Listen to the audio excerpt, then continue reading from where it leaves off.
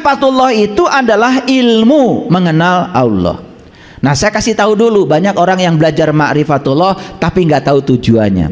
Tujuan belajar ma'rifatullah atau tujuan belajar ilmu mengenal Allah adalah tahalluq bi ahlakillah, supaya kita berakhlak seperti akhlaknya Allah.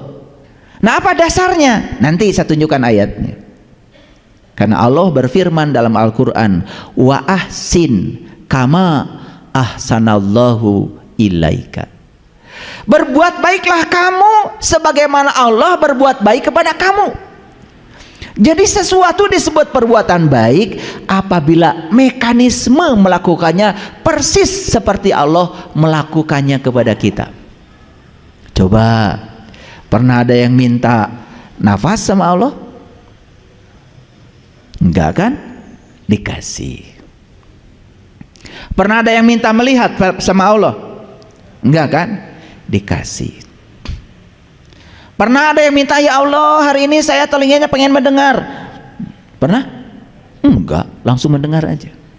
Coba, satu, cara Allah melakukan kebaikan itu berdasarkan kebutuhan kita.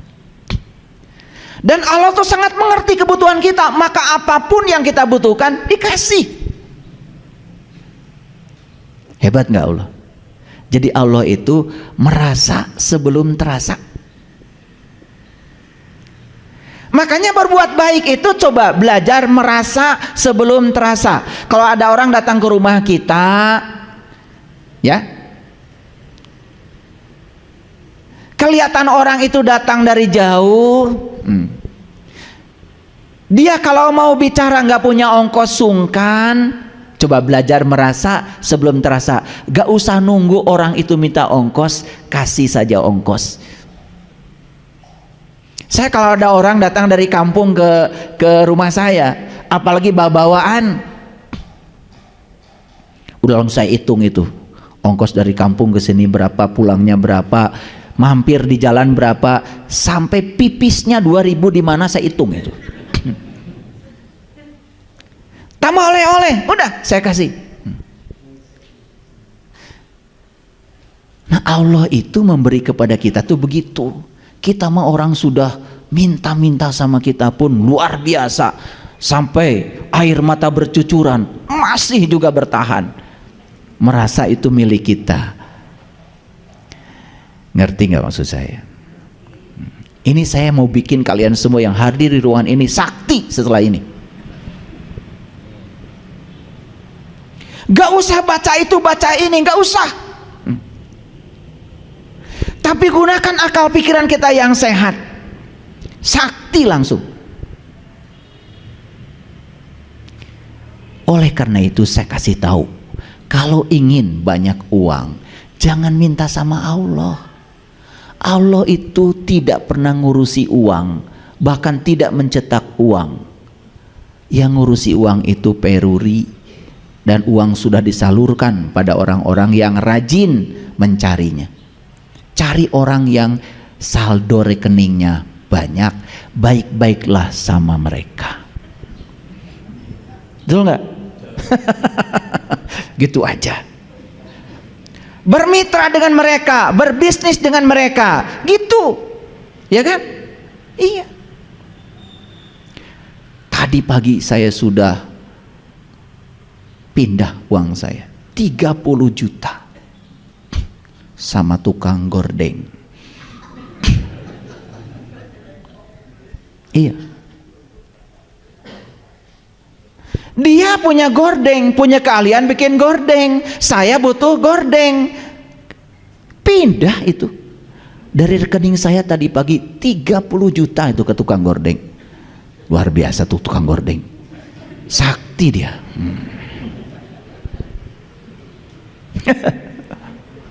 Itu namanya kesaktian tuh begitu, ya. Jadi tujuan ma'rifat itu adalah tahalluq bi ahlakillah, atau berakhlak seperti akhlaknya Allah. Allah itu ngasih kebaikan kepada kita, tidak menunggu kita jadi orang baik. Sekalipun kita melakukan kejahatan, Allah hanya mengajarkan dan menegur kita bahwa ketika kamu melakukan kejahatan, kata Allah, aku tidak terganggu loh dengan kejahatanmu. Tapi yang jelas kejahatanmu hanya merugikan dirimu sendiri. Begitu kata Allah. Kita ini kan suka terganggu dengan orang. Betul nggak? Ketika orang lain tidak melakukan sesuatu yang kita mau, sangat terganggu. Padahal kesalahan kita, kenapa kita mau orang lain melakukan itu? Ketika orang lain tidak melakukan itu, kan kita sakit hati dan terganggu. Padahal sumber utamanya adalah keinginan kita pada orang, bukan? Coba terima semua orang apa adanya, walaupun dia tidak melakukan yang kita mau.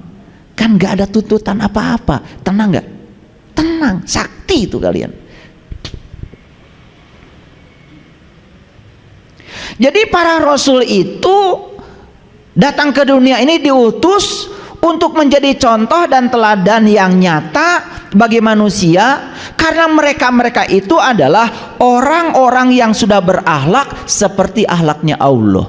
Maka Nabi Muhammad terkenal akhlaknya beliau itu Al-Quran.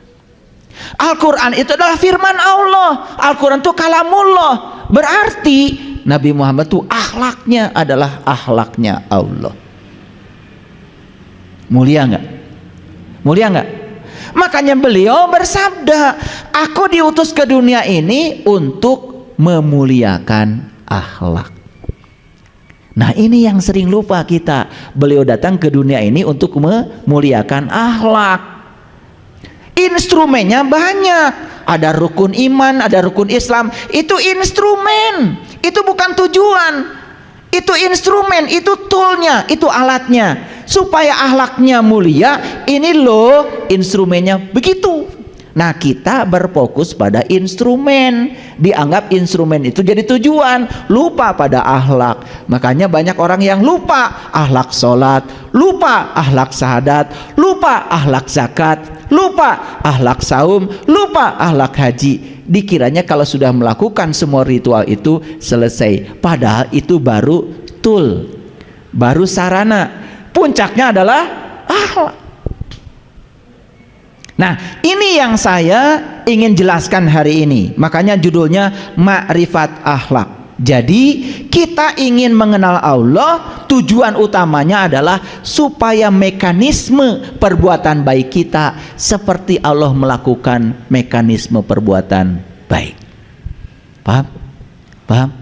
Pernah nggak ada yang istimewa di ruangan ini, ditipu orang malah tambah baik sama orang yang menipu? Ada? Contohnya di sini ada? Dimarah-marahin orang, dihina orang, semakin sayang sama orang itu. Ada contohnya di sini? Kita ini hanya pandai mendongeng. Oh dulu ada orang, kalau Nabi Muhammad keluar dari sholat subuh, dimaki-maki Nabi Muhammad itu, difitnah luar biasa dengan kata-kata kotor. Tapi apa yang terjadi? Karena orang itu buta, sama Nabi disuapin. Dimaki, dihina, dihardik, malah beliau menyuapinya dengan penuh cinta kasih. Dan suatu saat ketika Nabi Muhammad meninggal, kemudian para sahabat ingin melanjutkan perbuatan Rasulullah itu, dan ternyata si orang buta ini mengatakan, ini bukan Muhammad yang saya kenal. Kenapa? Cara ngasih buburnya kasar katanya. Nah ini kan cerita, jangan diceritakan lagi, stop. Lakukan learning to be, menjadi Muhammad. Jangan learning to know, jangan terus menerus cerita Muhammad. Nabi Muhammad itu kalau Siti Aisyah sedang tidur, beliau punya kepentingan tidak pernah membangunkannya. Saking sayangnya, tidak pernah mengganggu tidur istri yang dicintainya. Pintar dongeng kalian? Itu diulang-ulang. Kapan kalian mau begitu? Itu aja. Ya. Saya sering cerita, saya menikah tahun 91. Mana istri saya udah datang? Karena kalau mau cerita istri harus ada. Nanti saya jadi gibah.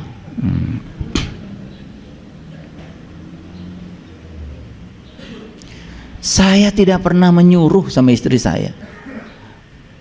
Saya mau pergi keluar kota, saya bereskan sendiri. Kan tangan saya sehat.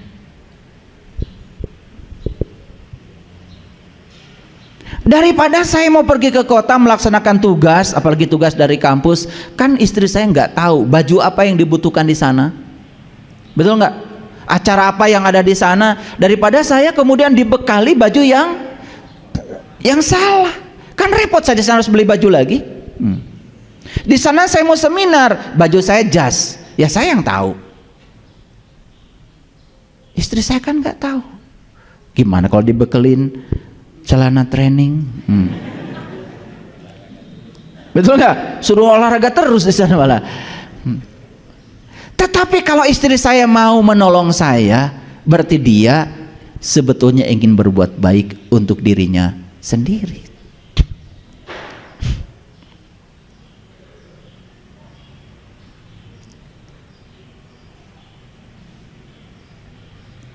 Jadi ini harus dipraktekkan, praktek. Makanya saya sering stop bicara kebaikan, lakukan kebaikan. Kita terlalu banyak berbicara kebaikan, dikiranya kalau berbicara kebaikan akan menjadi orang baik. Tidak. Kalian bicara Nabi Muhammad sabar, kalian tidak akan jadi sabar. Tapi lihat apa yang menyebabkan Nabi Muhammad sabar, ikuti caranya. Learning to be, menjadi beliau. Pasti kita akan kebagian sabarnya.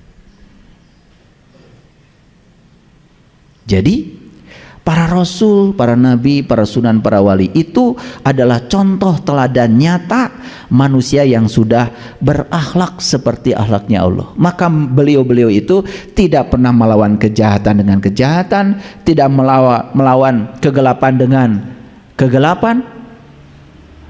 Beliau-beliau itu melawan kejahatan dengan cinta kasih, melawan kegelapan dengan cahaya. Itulah pentingnya saya jelaskan ini.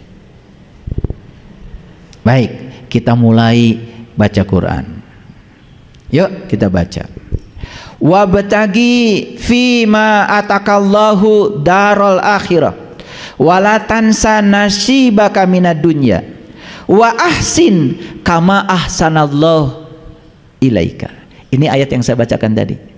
Nah, kalau tadi belum saya sebut nomor ayatnya supaya percaya, saya kasih tahu. Ini Quran surat Al-Qasas surat ke-28 ayat 77. Wabtagi fima, dan carilah pada apa? Fima, dan carilah pada apa? Atakallahu, yang dianugerahkan Allah kepadamu, darul akhirah, negeri akhirat. Jadi ternyata negeri akhirat itu harus dicari pada apa yang dianugerahkan Allah padamu. Makanya bacanya pelan-pelan, pelan-pelan. Ulangi dulu. Wabtagi fima atakallahu darul akhirah. Carilah pada apa yang Allah anugerahkan padamu, negeri akhirat. Jadi ayat ini ngasih isyarat bahwa negeri akhirat itu ada pada apa yang Allah anugerahkan padamu. Paham sampai sini? Ini supaya clear. Allah itu nyuruh nyarinya di mana? Apakah Allah nyuruh nyari ke tempat lain? Ke tetangga? Ke negeri yang jauh? Enggak. Allah cuma bilang, carilah pada apa yang Allah anugerahkan padamu, negeri akhirat.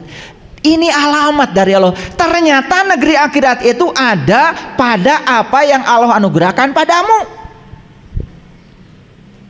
Sekarang kita dianugerahi apa sama Allah? Karena di situ katanya akhirat diletakkan menurut Quran, bukan menurut saya ya. Dikasih apa sama Allah? Dikasih hidup. Ada akhirat di situ? Ada, pasti Allah nggak mungkin salah. Dikasih tubuh, betul nggak? Betul? Dikasih pasangan hidup, dikasih anak-anak, dikasih cucu, dikasih tetangga, dikasih usaha, dikasih uang, dikasih masalah, dihadirkan orang yang senang sama kita, dihadirkan orang yang tidak senang pada kita. Di situ kata Allah akhirat itu adanya. Menurut Quran, saya ulangi lagi, wabatagi fima atakallahu darul akhirah, carilah pada apa yang Allah anugerahkan padamu negeri akhirat. Kalau begitu, di penderitaan yang sedang kita lalui ada akhirat, di kebahagiaan yang sedang kita jalani ada akhirat, di tubuh yang sehat ini ada akhirat, di tubuh yang sakit ada akhirat.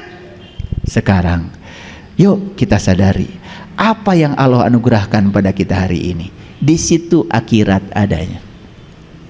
Jadi kalau ingin mendapatkan akhirat sederhana, terima semua apa yang Allah anugerahkan padamu, tangkap pesan yang dibaliknya. Oke? Selama ini masih memilih di suami yang gak sabar marah-marah ada akhirat?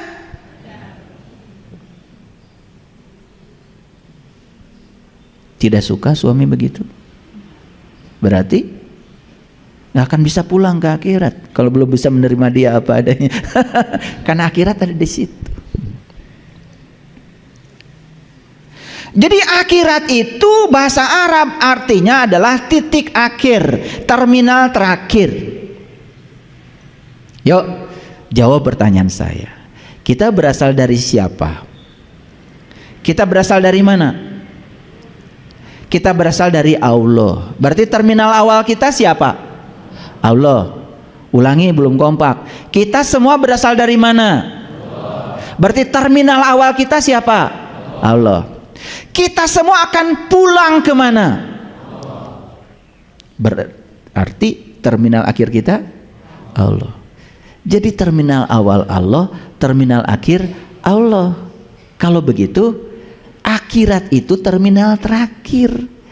Kalau begitu terminal terakhir kita siapa? Allah. Bukan surga, bukan neraka. Kan innalillah wa inna ilaihi rajiun, asal dari Allah kembali ke Allah. Nah menisara ribuk teuing nguruskeun surga. Kan kita asal dari Allah, kembalinya ke Allah. Berarti terminal terakhir kita Allah. Jadi sebetulnya secara hakikat akhirat itu hakikatnya adalah Allah. Pertanyaan saya, adakah di semesta ini satu peristiwa pun terjadi tanpa kehadirannya? Gak ada. Jadi kalau semua peristiwa itu hadir di semesta tanpa, tidak mungkin tanpa kehadirannya.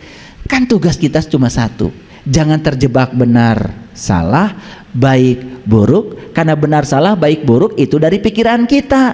Pikiran saat menilai tergantung seberapa luas pengetahuan kita, seberapa sadar kesadaran kita. Sehingga kata si A ini benar, kata si B ini salah. Benar salah itu relatif. Tetapi semua peristiwa yang sudah terjadi sebagai realitas itu adalah kebenaran.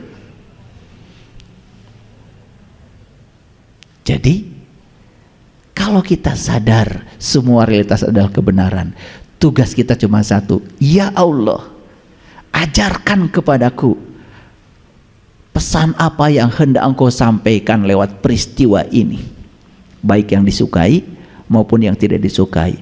Kita akan bisa menangkap pesannya. Keren nggak? Kalau gitu ketemu nggak akhirat di situ? Ketemu Allah nggak di situ? Jadi pertemuan dengan Allah itu dimensinya sangat luas. Allah yang tak terbatas bukanlah suatu titik.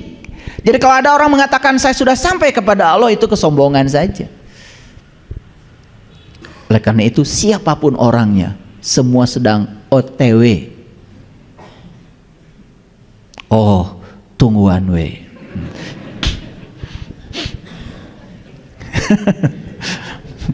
Semua kita tuh sedang OTW. Makanya disebut Israil. Orang yang sedang berjalan menuju Allah.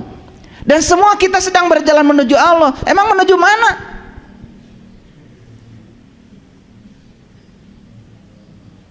Betul? Clear sekarang? Oke. Pelan-pelan ngajinya, karena biasanya kalian ngaji biasa cepet kan? Ayat ini sudah dibaca berulang-ulang, saya yakin itu. Saking cepatnya kalian baca sampai kalian gak ngerti isinya apa. Kalian tuh kalau baca emang gak ada remnya, cepet sekali, langsung tamat, alhamdulillah gitu. Saya sudah tamat 30 juz, alhamdulillah. Gimana Bu? Tenang, karena gak ngerti. Kalau ngerti pasti gak tenang, betul gak? Coba kalau ngerti sedikit aja, carilah pada apa yang Allah anugerahkan padamu negeri akhirat. Stop sampai di sini. Apa yang dianugerahkan pada saya? Allah anugerahkan penglihatan, pendengaran, tubuh dengan segala kuasanya. Berarti akhirat ada di sana. Allah anugerahkan segala peristiwa, orang yang menyenangi, orang yang tidak menyenangi, berarti ada di sana. Coba dengan dibuka seperti kita membuka lapisan bawang, ketemu, oh ternyata di semua yang Allah anugerahkan padaku, di sini ternyata akhirat. Kalau saya ingin mendapatkan akhirat, berarti saya harus menerima semua yang Allah anugerahkan pada saya apa adanya. Clear, selesai. Cerdas? Nah, agak cerdas sedikit lah. Nah, jadi dengan sudah minum air wortel kan? Wala tansa nasibaka minad dunya. Janganlah kau lupakan nasibmu di dunia ini. Ini peringatan dari Allah.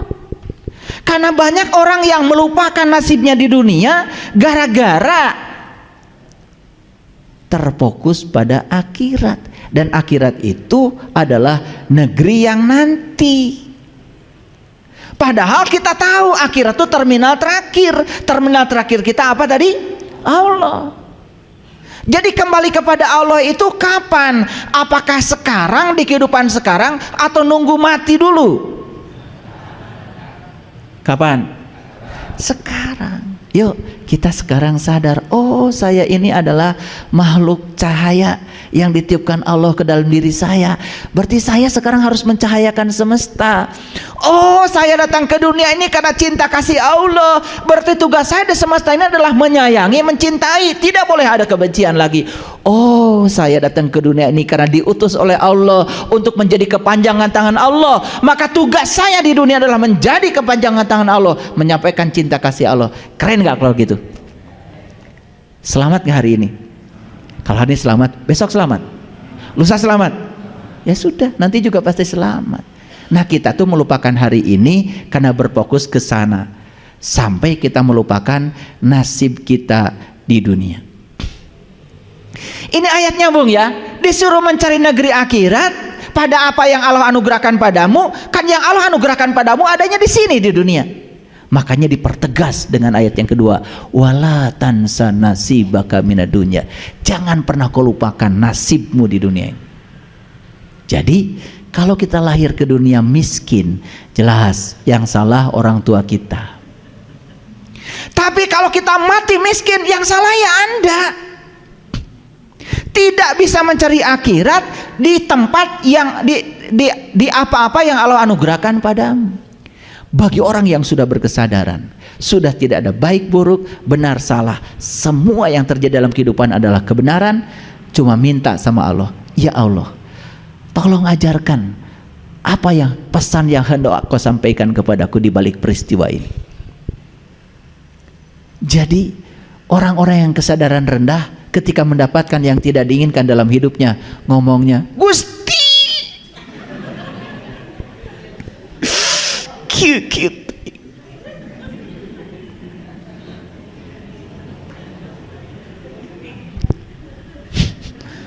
Kari tuai maraneh mah. Ya dijawab sama Allah. Aku sudah anugerahkan penglihatan, pendengaran, napas. Aku sudah anugerahkan tubuh yang sempurna. Kenapa orang lain bisa, kamu tidak bisa? Kenapa orang lain nasibnya bagus-bagus saja, kamu begitu? Aku menyediakan rezeki yang sama buat semua orang. Aku menyediakan ilmu yang sama buat semua orang. Aku menyediakan kebahagiaan yang sama buat semua orang. Bukan salahku, kata Allah, bukan salahku. Salahmu mengambil dariku yang tidak tepat. Jadi harusnya hidup ini menakjubkan. Harusnya hidup itu menakjubkan. Kenapa sakit? Karena jiwa kita kotor. Kenapa sakit? Karena mental kita kotor. Subconscious mind kita kotor. Apa saja dipikirin, apa saja dimasukkan ke sini, ya sakit.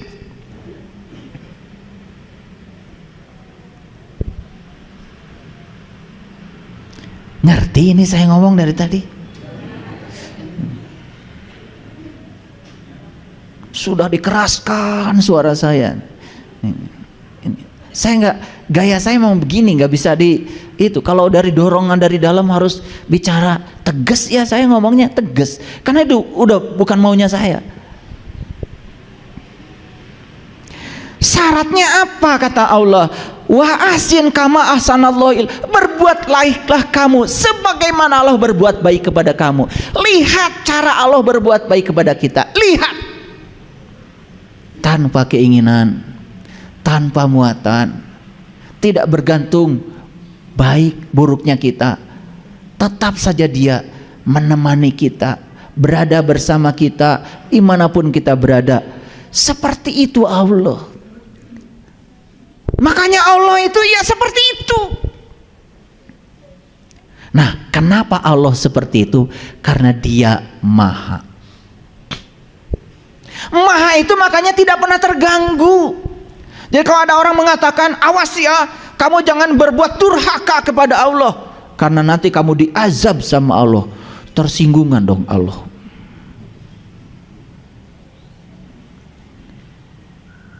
Jadi kalau Allah itu mengazab kita karena kita berbuat sesuatu yang tidak sesuai dengan keinginan Allah, berarti Allah itu tersinggungan. Di mana kemahanya Allah? Awas, memahaminya tipis, tetapi kita bisa celaka. Karena Dia Maha, maka kemahanya itu Maha perkasa, Maha kuasa, Maha suci, Maha rahman, Maha pengasih, Maha penyayang. Allah tidak terganggu. Semua manusia di dunia ini durhaka, Allah tidak akan berkurang kesuciannya karena Dia Maha. Jadi ketika kita menyimpang dari jalan Allah, kita akan diajarkan, ini loh akibat kau menyimpang dari jalan Allah. Jiwamu tersiksa, pikiranmu merana. Betul nggak? Dengan tetangga konflik, dengan istri konflik, dengan anak konflik, ya, penyakit banyak, duit gak punya. Itu loh akibatnya, gitu kata Allah. Jadi Allah tuh cuma mengajarkan, kalau kamu memilih ini loh akibatnya. Kalau kamu memilih ini loh. Allah itu tidak pernah dendam, hanya mengajarkan kepada kita supaya tambah baik. Itu saja. Nih, saya sering demonstrasikan air garam 1 sendok masukkan ke air 1 gelas asin. Garam 1 sendok masukkan pada air 1 ember, sudah tidak terlalu asin. Sama 1 sendok, garam 1 sendok masukkan ke kolam renang, ubah terus, gak asin. Garam 1 sendok masukkan ke danau, sama sekali gak asin. Danau itu masih terbatas, tapi garam 1 sendok tidak terasa oleh danau karena luasnya. Apalagi Dia Maha tak terbatas, Maha luas, tidak terganggu. Jadi semua di semesta ini hanya Dia sedang mengajarkan hukum sebab akibat. Ciptakan sebab yang baik, akibatnya baik. Ciptakan sebab yang buruk, akibatnya buruk. Jadi Allah tidak pernah menghukum hamba yang dicintainya, hanya mengingatkan kita supaya tambah baik. Itulah welas asihnya Allah. Itulah pentingnya kita makrifat kepada Allah supaya akhlak kita benar. Apa itu akhlak? Akhlak adalah kenyamanan dalam kontradiksi. Apa? Kalau kita nyaman dalam situasi yang kalian inginkan, kan gak usah ditanyakan lagi. Tapi tetap nyaman walaupun dalam kontradiksi, itu tanda akhlaknya sudah mulia. Makanya Allah nyaman saja walaupun di semesta banyak kontradiksi. Karena semua kontradiksi yang diciptakan oleh manusia akan kembali kepada manusia itu sendiri, tidak kepada Allah. Clear? Ini ngaji tauhid ya, hati-hati. Setiap kata-kata saya renungkan, ya, camkan. Nah, kemudian Allah mengatakan wala tabgil fasada fil ar. Ini ayat-ayatnya keren. Dan carilah pada apa yang telah dianugerahkan Allah kepadamu negeri akhirat. Satu, janganlah kau lupakan nasibmu di dunia ini. Awas, karena kita datang ke dunia ini untuk ikut berkontribusi mempercantik dunia yang sudah cantik ini. Makanya leluhur kita merumuskan dalam satu ajaran leluhur, memayu hayuning bawono, mempercantik semesta yang sudah cantik ini. Makanya Allah bilang wala tabgil fasada fil ar, jangan bikin kerusakan di muka bumi.